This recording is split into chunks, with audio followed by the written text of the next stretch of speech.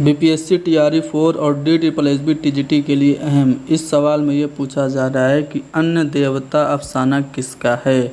सत्यार्थी का है, कृष्णचंद्र का, अली अब्बास हुसैनी का या फिर मुंशी प्रेमचंद का। तो अन्न देवता अफसाना जो है वो देवेंद्र सत्यार्थी का है। इनकी जो उर्दू की पहली कहानी है वो है बांसुरी बजती रहे, जो कि लाहौर के मशहूर रसाला अदब लतीफ़ में शाये हुई थी। इसके अलावा इनके तसानीफ़ में नए देवता और चाय का रंग काफ़ी ज़्यादा अहम है। धरती गाती है, मैं हूँ खाना बदोश और गाए जा हिंदुस्तान, ये इनके लोकगीतों के मजमूए हैं।